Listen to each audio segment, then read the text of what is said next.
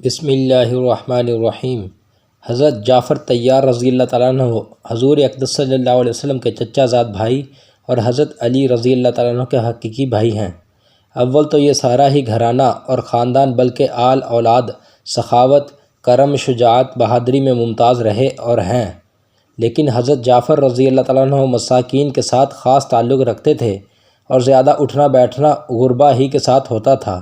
کفار کی تکالیف سے تنگ ہو کر اول حبشہ کی ہجرت کی اور کفار نے وہاں بھی پیچھا کیا تو نجاشی کے یہاں اپنی صفائی پیش کرنا پڑی۔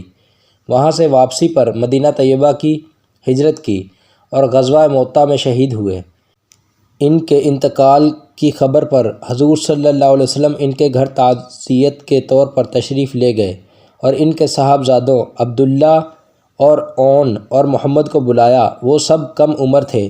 ان کے سر پر ہاتھ پھیرا اور برکت کی دعا فرمائی۔ ساری ہی اولاد میں باپ کا رنگ تھا، مگر عبداللہ میں سخاوت کا مضمون بہت زیادہ تھا، اسی وجہ سے ان کا لقب قطب السخا، سخاوت کا قطب تھا۔ 7 برس کی عمر میں حضور اقدس صلی اللہ علیہ وسلم سے بیعت ہوئی۔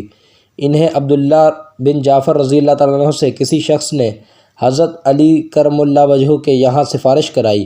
ان کی سفارش پر اس کا کام ہو گیا تو اس نے نذرانہ کے طور پر 40,000 درہم بھیجے۔ انہوں نے واپس کر دیے کہ ہم لوگ اپنی نیکی کو فروخت نہیں کیا کرتے۔ ایک مرتبہ کہیں سے 2,000 درہم نذرانہ میں آئے، اسی مجلس میں تقسیم فرما دیے۔ ایک تاجر بہت سی شکر لے کر آیا، مگر بازار میں فروخت نہ ہوئی۔ اس کو فکر و رنج ہوا۔ عبداللہ بن جعفر رضی اللہ تعالیٰ عنہ نے اپنے کارندوں سے کہا کہ ساری شکر اس سے خرید لو اور لوگوں میں مفت لٹا دو۔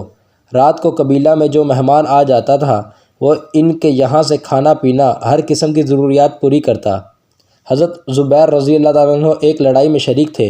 ایک دن اپنے بیٹے عبداللہ کو وصیت فرمائی کہ میرا خیال یہ ہے کہ آج میں شہید ہو جاؤں گا، تم میرا قرضہ ادا کر دینا اور فلاں فلاں کام کرنا۔ یہ وصیتیں کر کے اسی دن شہید ہو گئے۔ صاحبزادے نے جب قرضہ کو جوڑا تو 22 لاکھ درہم تھے، اور یہ قرضہ بھی اس طرح ہوا تھا کہ امانت دار بہت مشہور تھے۔ لوگ اپنی اپنی امانتیں بہت کثرت سے رکھتے، یہ فرما دیتے کہ رکھنے کی جگہ تو میرے پاس نہیں، یہ رقم قرض ہے، جب تمہیں ضرورت ہو لے لینا، یہ کہہ کر اس کو صدقہ کر دیتے، اور یہ بھی وصیت کی کہ جب کوئی مشکل پیش آئے تو میرے مولا سے کہہ دینا۔ عبداللہ رضی اللہ تعالیٰ عنہ کہتے ہیں کہ میں مولا کو نہ سمجھا۔ میں نے پوچھا کہ آپ کے مولا کون؟ فرمایا کہ اللہ تعالیٰ۔ چنانچہ حضرت عبداللہ رضی اللہ تعالیٰ عنہ نے تمام قرضہ ادا کیا۔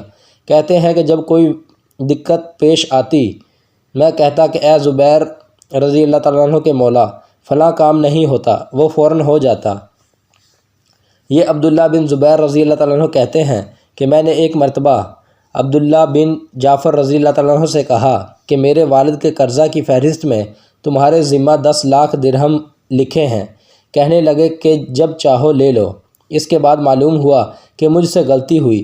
میں دوبارہ گیا، میں نے کہا کہ وہ تو تمہارے ان کے ذمہ میں ہیں۔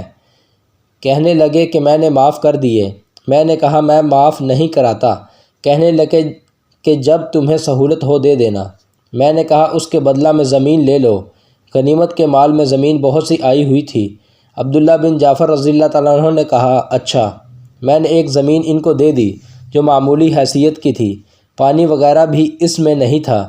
انہوں نے فوراً قبول کر لی اور غلام سے کہا اس زمین پر مصلی بچھا دے۔ اس نے مصلی بچھا دیا۔